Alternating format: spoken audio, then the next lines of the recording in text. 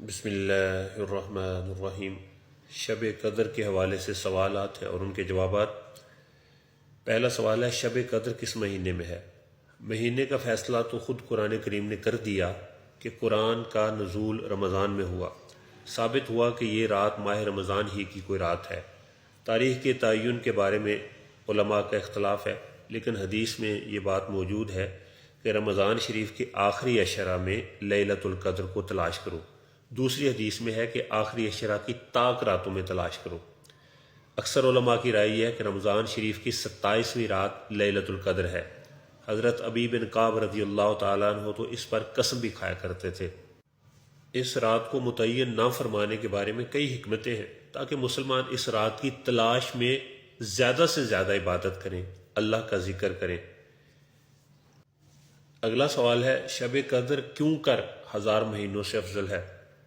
حضرت ابو ہریرہ رضی اللہ تعالیٰ عنہ فرماتے ہیں کہ نبی کریم صلی اللہ علیہ وآلہ وسلم نے فرمایا، جس نے ایمان کی حالت میں ثواب کی نیت سے روزے رکھے، اللہ تعالیٰ اس کے گزشتہ گناہوں کو معاف فرما دیتا ہے، اور جس نے ایمان کی حالت میں ثواب کی نیت سے لیلۃ القدر میں قیام کیا تو اللہ سبحانہ و تعالیٰ اس کے گزشتہ گناہوں کو معاف فرما دیتا ہے۔ امام مالک بیان کرتے ہیں کہ انہوں نے معتمد اہل علم سے سنا ہے کہ رسول اللہ صلی اللہ علیہ وآلہ وسلم کو سابقہ امتوں کی عمریں دکھائی گئیں تو آپ نے اپنی امت کی عمروں کو کم سمجھا، اور یہ کہ وہ اتنے عمل نہیں کر سکیں گے جتنے لمبی عمر والے لوگ کرتے تھے، تو اللہ تعالیٰ نے آپ کو لیلۃ القدر عطا کی جو 1000 مہینوں سے بہتر ہے۔ اگلا سوال ہے، کیا شب قدر کی وجہ سے سب کبیرہ و صغیرہ گناہ معاف ہو جاتے ہیں؟ حضرت ابو ہریرہ رضی اللہ تعالیٰ عنہ روایت کرتے ہیں، نبی کریم صلی اللہ علیہ وآلہ وسلم نے فرمایا، جس نے رمضان کے روزے ایمان کی تکمیل اور حصول اجر کے لیے رکھے، اس کے گزشتہ گناہ معاف کر دیے جاتے ہیں، اور جس نے ایمان اور ثواب کے حصول کے لیے رات کو قیام کیا، اس کے گزشتہ گناہ معاف کیے جاتے ہیں۔ اسی طرح جو ایمان اور حصول اجر کے لیے لیلۃ القدر میں قیام کرتا ہے، اس کے گزشتہ گناہ معاف کر دیے جائیں گے۔ مسلم شریف میں حضرت ابو ہریرہ رضی اللہ تعالیٰ عنہ سے روایت ہے کہ نبی کریم صلی اللہ علیہ وآلہ وسلم نے فرمایا، 5 نمازیں، ایک جمعہ دوسرے جمعے تک اور ایک رمضان دوسرے رمضان تک اپنے درمیان والے گناہوں کو مٹا دینے والے ہیں، جبکہ کبیرہ گناہوں سے اجتناب کیا جاتا رہے۔ اگلا سوال ہے، اس رات کو شب قدر کیوں کہتے ہیں؟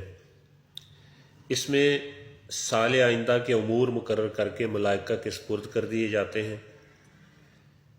نمبر 2، اس میں قدر والا قرآن پاک نازل ہوا۔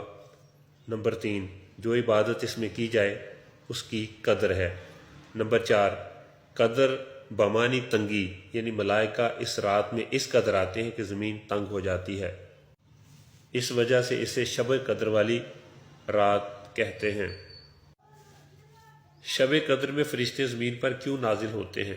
شب قدر میں فرشتے زمین پر اس لیے نازل ہوتے ہیں کہ ہر اس شخص کے لیے دعائے مغفرت کریں جو کسی بھی حالت میں اللہ تعالیٰ کو یاد کر رہا ہو، جیسا کہ حدیث شریف میں ہے۔ حضرت انس رضی اللہ تعالیٰ عنہ سے روایت ہے، حضور صلی اللہ علیہ وآلہ وسلم نے فرمایا، جب لیلۃ القدر ہوتی ہے تو جناب جبرائیل ملائکہ کے جلووں میں آتے ہیں اور ہر اس بندے کے لیے بخشش کی دعا کرتے ہیں جو کھڑے ہو کر یا بیٹھے ہوئے اللہ کی عبادت میں ہوتا ہے، اور جب بندوں کی عید یا افطار کا دن ہوتا ہے تو اللہ تعالیٰ بڑے فخر و ناز سے فرماتا ہے، اے فرشتوں، اس مزدور کے لیے کیا ہے جو اپنا کام مکمل کرتا ہے؟ تو فرشتے عرض کرتے ہیں، اے رب کریم، اس کا صلہ پوری مزدوری ہے جو اس کو ادا کی جائے۔ تب رب کریم فرماتا ہے کہ میرے بندوں اور بندیوں نے اپنے اوپر لازم عمل یعنی فریضہ کو پورا کر لیا، اور اب وہ مجھے پکارتے اور دعا کرتے ہیں، عیدگاہ کی طرف نکلے ہیں۔ میرے عزت و جلال اور مرتبت کی قسم، ان کی دعا کو قبول کرتا ہوں۔ اس وقت اللہ تعالیٰ فرماتا ہے، واپس ہو جاؤ، میں نے تمہیں بخش دیا ہے، تمہارے گناہوں کو نیکیوں میں تبدیل کر دیا ہے۔ سبحان اللہ۔ اس بات کو نقل کرتے ہوئے نبی علیہ السلام نے فرمایا، جب یہ لوگ اپنے گھروں کو لوٹتے ہیں تو ان کے گناہ بخشے جا چکے ہوتے ہیں۔ سبحان اللہ۔ اگلا سوال ہے، زمین پر نازل ہونے کے بعد فرشتوں کے مبارک معمولات کیا ہوتے ہیں؟ زمین پر نازل ہونے کے بعد فرشتے دعائیں مغفرت کرتے ہیں، ان کی دعاؤں پر آمین کہتے ہیں، سلام و مصافحہ کرتے ہیں، شفاعت کرتے ہیں، خانہ کعبہ کا طواف اور اسی طرح کے دوسرے امور انجام دیتے ہیں۔ ایک روایت میں ہے کہ حضرت جبرائیل علیہ السلام اور فرشتے اس شب میں عبادت کرنے والوں سے مصافحہ کرتے ہیں اور ان کی دعاؤں پر آمین کہتے ہیں یہاں تک کہ صبح ہو جاتی ہے۔ علماء کرام یہاں فرماتے ہیں کہ شب قدر میں عبادت کرنے والوں سے جب حضرت جبرائیل علیہ السلام اور فرشتے سلام و مصافحہ کرتے ہیں تو اس کی نشانی یہ ہوتی ہے کہ بدن کے رونگٹے کھڑے ہو جاتے ہیں، دل اللہ کے خوف سے لرزنے لگتا ہے اور اس پر رقت طاری ہو جاتی ہے اور آنکھوں سے آنسو جاری ہو جاتے ہیں۔ فرشتے کن گھروں میں نہیں جاتے؟ نمبر 1، جس گھر میں کتا ہو، جس میں خنزیر ہو، جس گھر میں شراب ہو، جس گھر میں جنبی شخص ہو، جس گھر میں تصویر ہو۔ جنبی یعنی جنابت کی حالت میں ہو۔ کیا شب قدر جیسی رات کسی اور امت کو بھی ملی ہے؟ کسی اور امت کو شب قدر جیسی رات عطا نہیں کی گئی، یہ صرف اور صرف امت محمدیہ کا خلاصہ ہے، جیسا کہ حدیث شریف سے واضح ہے۔ حضرت انس سے روایت کیا جاتا ہے کہ نبی کریم صلی اللہ علیہ وآلہ وسلم نے فرمایا، اللہ تعالیٰ نے میری امت کو لیلۃ القدر عطا کی ہے اور اس سے پہلی امتوں کو عطا نہیں کی۔ اگلا سوال ہے، شب قدر میں اللہ تعالیٰ کی طرف سے کیا کیا نوازشات ہوتی ہیں؟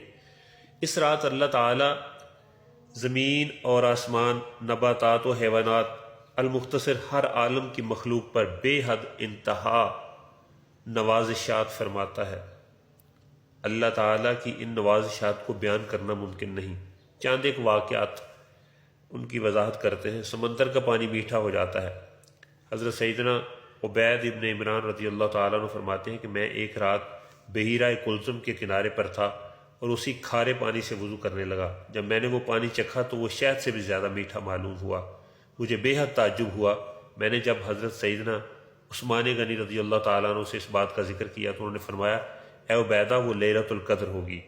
مزید فرمایا، جس شخص نے یہ رات اللہ تعالیٰ کی یاد میں گزاری، اس نے گویا 1000 ماہ سے بھی زیادہ عرصہ عبادت کی اور اللہ تعالیٰ اس کے تمام گناہوں کو معاف فرما دے گا۔ دوسری چیز، علماء فرماتے ہیں کہ وہ مبارک شب کھلی ہوئی، روشن اور بالکل صاف و شفاف ہوتی ہے۔ اس میں نہ زیادہ گرمی ہوتی ہے نہ زیادہ سردی، بلکہ یہ رات معتدل ہوتی ہے، گویا کہ اس میں چاند کھلا ہوا ہوتا ہے۔ اس رات کے گزرنے کے بعد جو صبح آتی ہے اس میں سورج بغیر شعاع کے طلوع ہوتا ہے اور وہ ایسا ہوتا ہے گویا کہ 14ویں کا چاند۔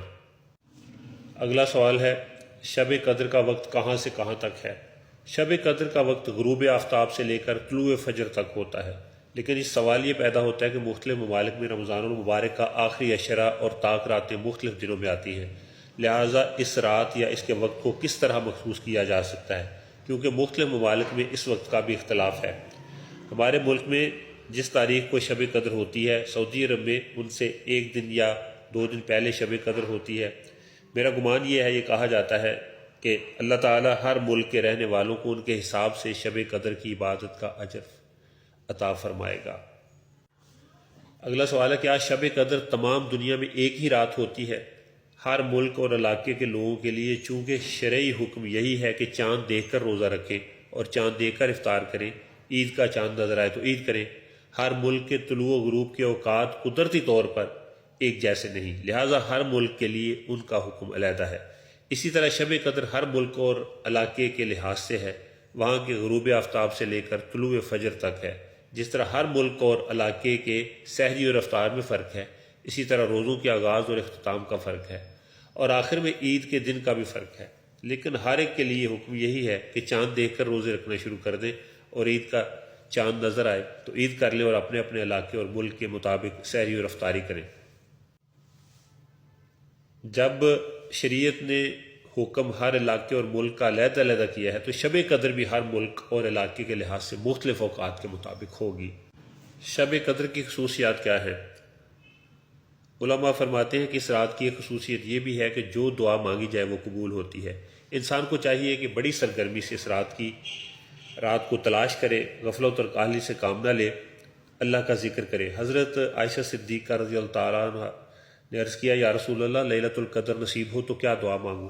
تو آپ نے فرمایا، اللہم انک عفو تحب العفو فاعف عنی۔ اللہ تعالیٰ سے دعا ہے کہ وہ ہماری دعائیں قبول فرمائے، ہماری عبادت قبول فرمائے، ہمیں نیک انسان بنائے اور اگلے سال بھی ہماری زندگی میں رمضان المبارک ہمیں عطا فرمائے، آمین یا رب العالمین۔